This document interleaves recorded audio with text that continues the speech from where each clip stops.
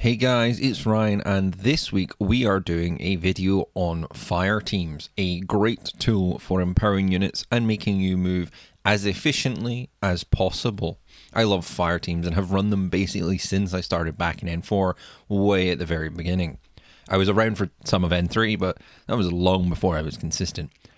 In this video, I want to go over what is a Fireteam, how you create them and the bonuses you get for it, how to use them, and finally how to excel with them, or the tips and tricks that you pick up as you would use them, playing them in every single Infinity list. Hopefully this is a useful video. I do enjoy doing them because it lets me bust out the cobwebs of my game's knowledge and I make sure that I'm all correct before posting. But if you enjoy the video, remember to like and subscribe for more. It really helps out. Now, what is a Fireteam? So what is a Fireteam? Well, in Infinity, a Fireteam is a grouping of 2 to 5 troopers, no peripherals or markers, that can activate together with a single regular or tactical order. This also grants them some bonuses depending on how pure. We'll get to that in a minute, and these bonuses apply in both active and reactive turn. However, there are some restrictions, particularly on how close you have to be, i.e. within coherency or 8 inches of the leader, and what AROs they can declare in the reactive turn. The Fireteam leader is the one who benefits the most in active turn, but all do benefit from the bonuses. Finally, Fireteam leadership can change on an order by order basis. That is the basic summary of everything Fireteam related, as paraphrased by me, but explained by Silba. What do I do to get them in game? Well, first we need to talk about the 3 types of Fireteams. There used to be 5, now there are only 3, thank God. Duos, a Fireteam of 2 members, a Haris or Harris, a Fireteam of 3 members, although that can go down to 2 mid-game, and a Core, which is a minimum for 3 to 5 members.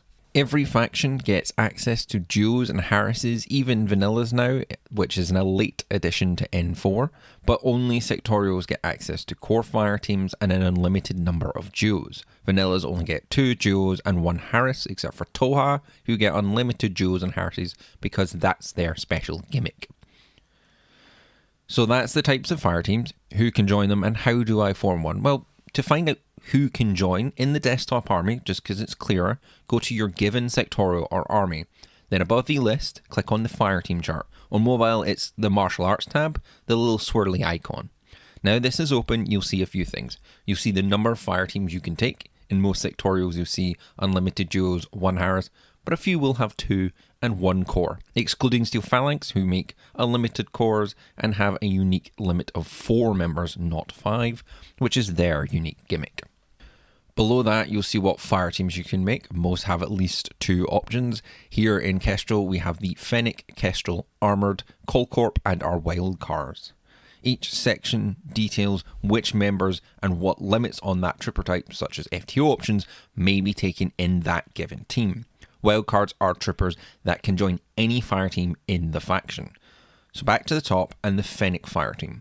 You'll see that it has a minimum and max column, which shows the minimum you need to take of a unit in a Fireteam. This is pretty much always 1 or asterisk. In the Fennec Fireteam, we gotta take at least 1 Fennec, and in the Kestrel Fireteam, that asterisk means you can either take 1 Firefly, 1 Hectari, or 1 Griffin. The Fennecs can only be taken in Harris and Cores, and the Kestrel team only in duos and Harrises.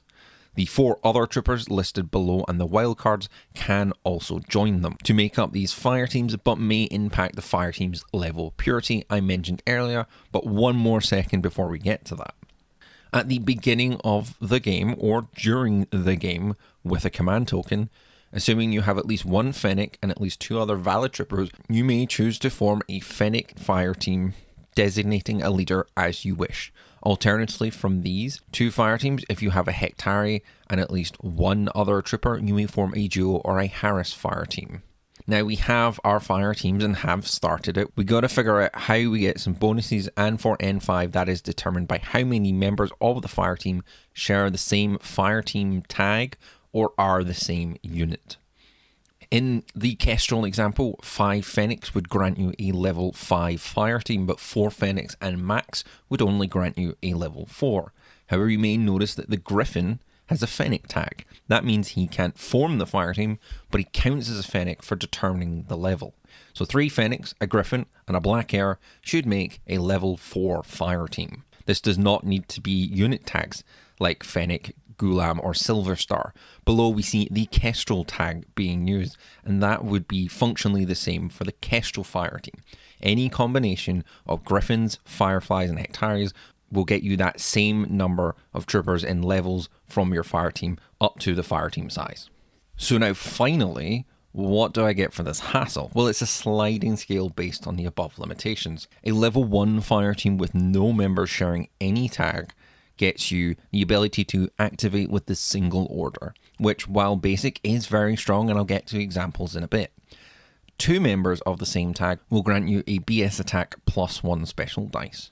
This is the main way to get this rule, so in case you don't know, the +1 special dice is the ability to roll 1 extra dice in the BS attack and discard it before you apply the effects. This does not increase the burst, as such is good on disposables, but does not hugely impact your chance to do damage, but it does swing the face-to-face roll to you, buffing damage in the consistency that you would get.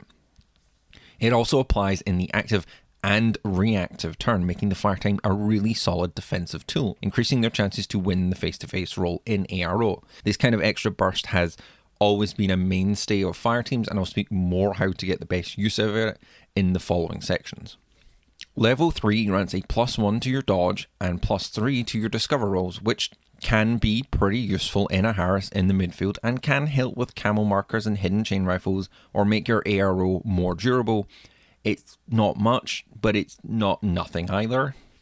At level 4, you get a +1 to BS attacks. This applies to the BS attack Fizz of thrown weapons and BS attack Whip as well. This is a big level to go for. It used to be more before, but it's still kind of worth it these days if you can do it for cheaply, making the average BS of a core fireteam at least 13 or 14 when you get wild cards involved. Finally, at level 5, the Fireteam gains access to the 6th Sense skill, a powerful way to ignore stealth and make your hackers really good and let your ARO pieces ignore smoke shooting and being shot from outside the line of fire. No longer do you need to worry about being shot in the backside. It will ultimately be up to you in the list building to determine how much you wish to invest into a given fireteam and the lengths you're willing to go to get bonuses to a given trooper. Generally, when you're building one, you're thinking, what is the purpose and what are the main pieces in this fireteam? But we can talk about them more in the next section and determining the main usage for each fireteam. So, before I get to how to use them, I want to talk how not to lose them, because it's surprisingly tricky and that's kind of part of the skill floor with them. So who can't join the Fireteam is a complex question, surprisingly, because it can get confusing on who might be allowed to join a given Fireteam on a profile by profile level. But simply, it's models with peripherals, tags, auxiliaries don't count until the deployment of the peripheral, troopers in marker states, those that possess infiltration and airborne deployment, those in the suppressive fire state, decoy state, isolated or null state, and Fireteam members cannot be a part of a coordinated order. They also need to be in that Fireteam chart or a wildcard, and 2 wildcards cannot form a Fireteam of their own. Sorry, Vocalat. They also need to match the FTO label. If they've not got the FTO label on the profile, but they need it in the chart, then that profile can't join the Fireteam. If there is no FTO label, then any profile that doesn't break the above rules may join a Fireteam. Models can also be kicked out during the turn if you're doing something that would put you at odds with these restrictions. So if a tag deploys its peripheral, it will leave. If a model enters Cybermask, it goes. By and large, if the Fireteam leader goes, then the team goes down entirely. But if a member does go, then it's usually just that one that leaves. Such ways are if someone uses an impetuous order, an irregular order, a lieutenant order, the trooper moves combat group, or declares a different arrow than the majority of the team, it is cancelled by the player, or you make a new fireteam of that type beyond the limit, usually a second Harris or core, for example. Now, if the model left the fireteam, it may rejoin the fireteam if it regains coherency with the leader in the states phase, and that's at the end of the turn. The common ways to drop members is usually coherency during movement or different arrows, since that's what you do the most. Coherency is measured during the start of the game after sort of deployment, and then at the start or end of orders, so before movement and after the resolution of guts rolls, so it's fairly easy to lose a member accidentally, which can be a pain if you try to really push up and you just measure it wrong. Good news is it can be recovered from at the end of the turn, but not really before then. The different ARO options is a tricky one and often the goal of an assault piece or warband. Best way to defang an ARO piece is to strip the fireteam levels from it, say throwing a model with an SMG and a template near a fireteam, so you get into a situation where you may want to dodge to avoid a template and others in the fireteam may want to shoot and trade. So you basically have to do one or the other and hope that the ones you lose weren't that important, and also keep it in mind so that majority of models are the ones that actually are being kept in the fireteam, and that just gets really messy really quickly. Anyway, what do I suggest here to help mitigate it? I mean, my suggestions is to pick one to deal with the problem, then let the rest try to avoid the issue, either dodging, resetting, or maybe they all shoot, or whatever, and accept the trade. Some fireteam members for just removing the threat there and then. The final point is that until very relatively recently, in N4, multiple hackers could not declare different hacks in ARO. With late N4 and N5, that is no longer a rule. They can declare separate programs and it still counts as the same ARO for determining what is the Fireteam ARO. Just in case a veteran tries to lead you astray, which can happen now and then, not out of malice, but largely out of complacency. Now, let's get back to the rest of the video. Now, Ryan, I know how to make it. I know the bonuses. What do I do with them? Now, good question. Basically 3 things: AROs, order generation, and active turn efficiency. Now, the former and the latter are the more popular ones. The middle one is kind of only really a recent thing, so I won't focus on it as much. So AROs are a big thing for Fireteam since the bonuses granted work in ARO. Back in N3 and 4, that was a +1 to your burst. Now it's just the special die, but that was the real way to pose some threat in ARO in a game where active turn is hugely advantaged. The now +1 special dice for a level 2 fireteam is really nice in doing the same job. The other skills also contribute a lot to defensive ARO, so naturally players tend to build fireteams with ARO in mind, picking at least one ARO and then determining how many fireteams levels they want. ARO only duos are fairly rare but not uncommon. A heavy rocket launcher order sergeant in military orders alongside another trooper with purity could make a reasonable ARO on BS 12, 2 dice, keeping 1, and an impact template. It won't kill a tag, but for at least 28 points for something that will cost an order of 2 and could flame an active turn piece to death, that's not that bad. But now that's the bare minimum. What we usually see is that expanded at least into the higher. Usually with dual level purity, unless you're really cheeky and can get that purity to level 3. But usually here the ARO game is ARO piece, usually visor, MI, or heavy infantry with a missile launcher, then 2 line troopers or cheap ass dudes with the same label to give that special dice on ARO. Combo of decent gunfighter 2-ish dice and ARO and a decent gun is enough to give things pause for thought. For example, a riot girl in ARO against a tag, math says it's going to take maybe an order or 2 for that tag to roll the girl, 81% to win the face-to-face roll, and an average of 0.83 wounds per order. The girl having a 14.3% chance to win the face-to-face roll on her own. If she decides she needs the police or a buddy of any kind to get that level 2 bonus, we are increasing her chances to win to 24.4% and dropping the tags down to 68.7%, with it maybe doing 0.62 wounds per order. That's a lot, and if you're packing a little medikit and go unconscious, hey, hell, you might even recover or knock a wound or 2 off the tag. That's a tidy little upgrade. 1 heavy infantry plus 20-ish points of extra dudes, and now you're wasting maybe a couple orders of a tag. It's not hard to slow stuff down with minimal investment. Now obviously this applies in active, but generally reactive ARO is the domain of fireteams unless you want to rely on camo or total reaction bots. This was using your Harris or Duo slot, or you could do a 3-man core, which is also using up your 1 core or Harris slot. There are a lot more bonuses out there if you want to put more oomph into your AROs, which for Fireteams is less good these days, but I think still worth it.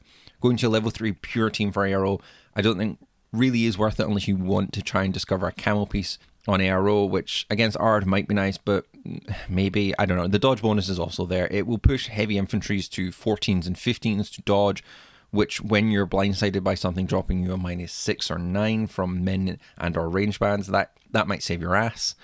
A nice to have, but you're really getting the level 3 by accident, or you're going for level 4 and 5. And if you dedicate the space in the list, you do get the reward of +1 to your ballistic skill, which can put your models into BS 13 or 14, or if you're a real faction, 15. This is the level where most Fireteam cores sit. Usually it's 4 nerds, 1 LT, 1 decoy, 1 paramedic, and maybe a hacker, then an ARO piece that is usually more powerful but impure that will do your job for you. I use this a lot in military orders with 1 Blackfire heavy rocket launcher, a Crozier, a Knight Commander who is a pure Crozier, a paramedic Crozier, and an Order Sergeant hacker who is also pure. So 4 pure, 1 impure. This has the advantage of giving you a pretty nice package that you don't have to think about much beyond deployment, but you have all your kind of useful pieces nearby. You may have a lieutenant hidden amongst 4 other guys and girls who will die for them. You can have 1 pure element that is more capable and active so that when the ARO dies, it can actively push since it's still got the same level of pureness.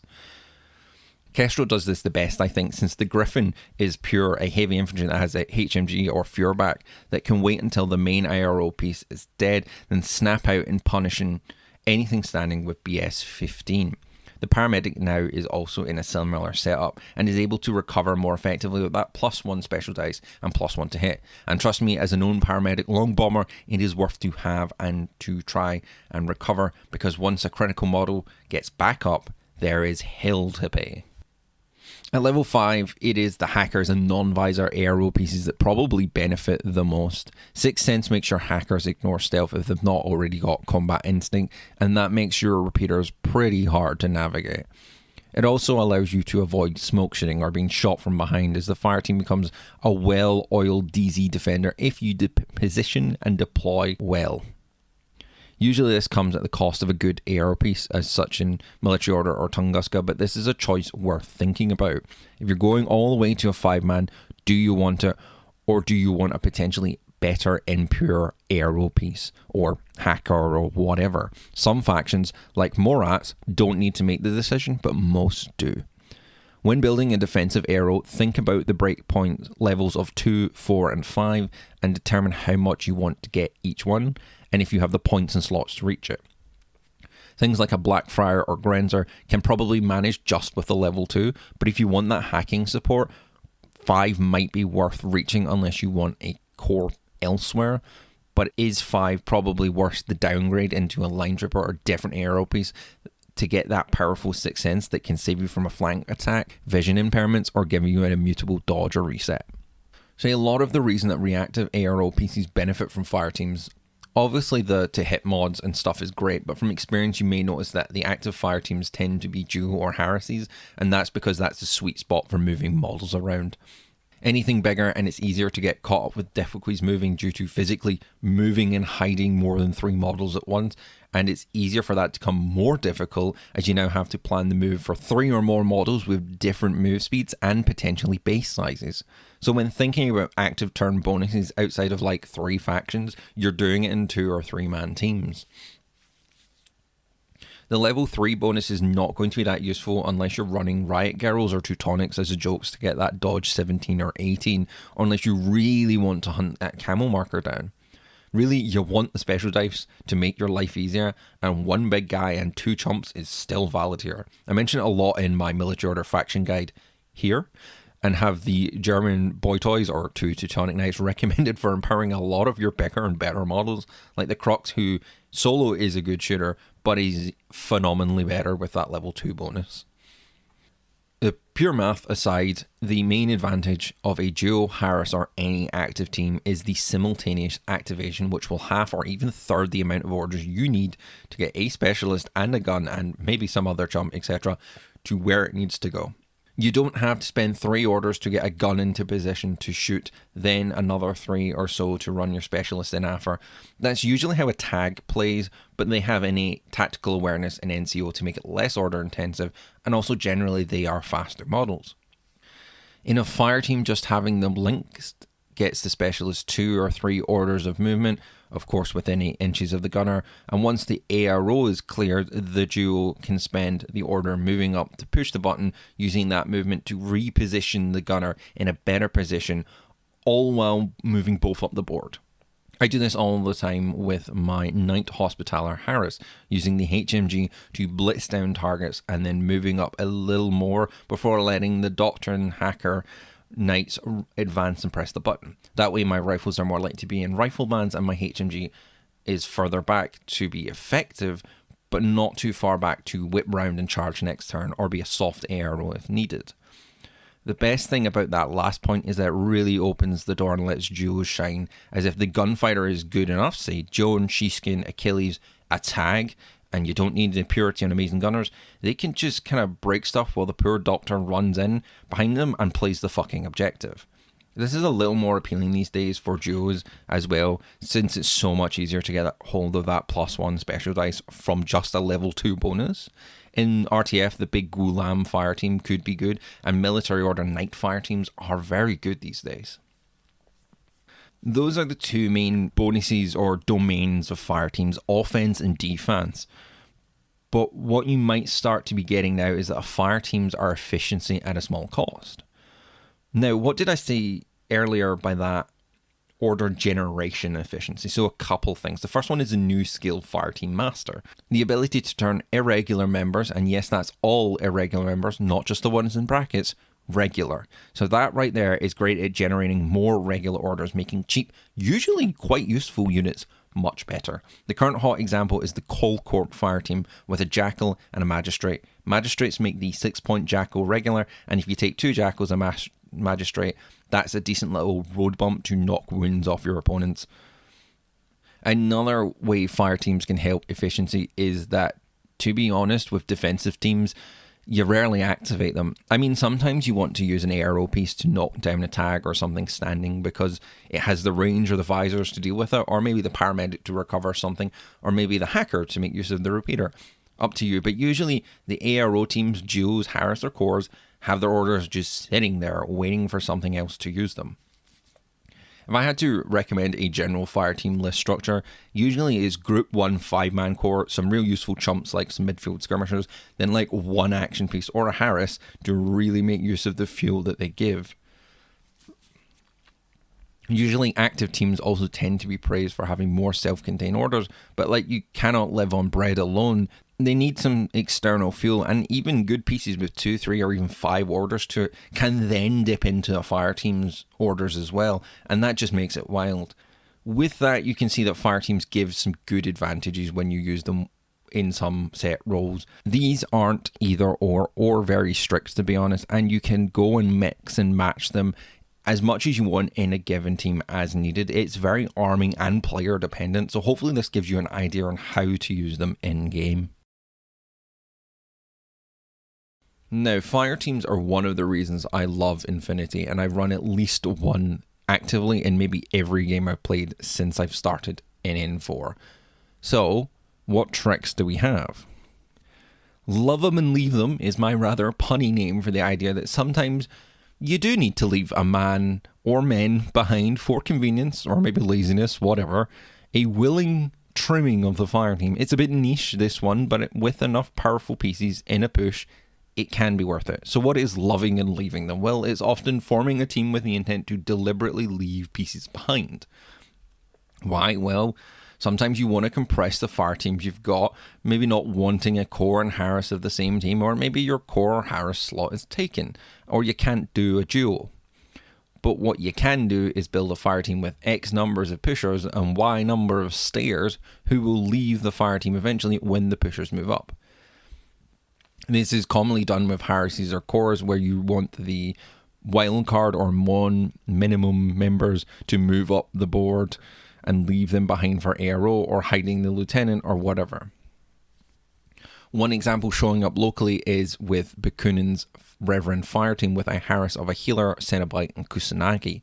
The Cenobite would A roll for a turn on a roof or whatever, then when it's go time, Kusanagi and the Healer would activate and move up without the Cenobite. The Cenobite breaks coherency and loses the Fireteam, making the Harris now a 2-man team.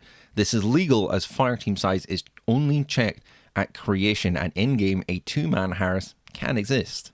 Just it cannot be reformed as a Harris. This is particularly useful as this Fireteam cannot duo, and a 2-man teams are pretty effective at moving around, and when they are the min you need for good bonuses, it's pretty effective. Now remember, this won't create 2 Fireteams, this will leave Y number of chumps who are just now sitting around, but sometimes that's fine. It's a nice little tech to remember when going second or wanting to get around some tricky Fireteam options. Little legs is a fun way to describe a real issue of Fireteams with different move values. This is a big problem to try and get around, and it's more pronounced as you get bigger differences, but from my experience, it's largely fine with some practice. I've played Fireteams since day 3 of N4, and many Fireteams with 6-2 and 4-4s. I desperately miss my grey Fireteams in Caledonia, greys and volunteers, classic 6-2, 4-4 situation. And with a Harris that was fine, but with a core it gets tricky. But you don't really want to be moving cores, as 4 is the best value for active turn movement. It's probably where the manageableness ends.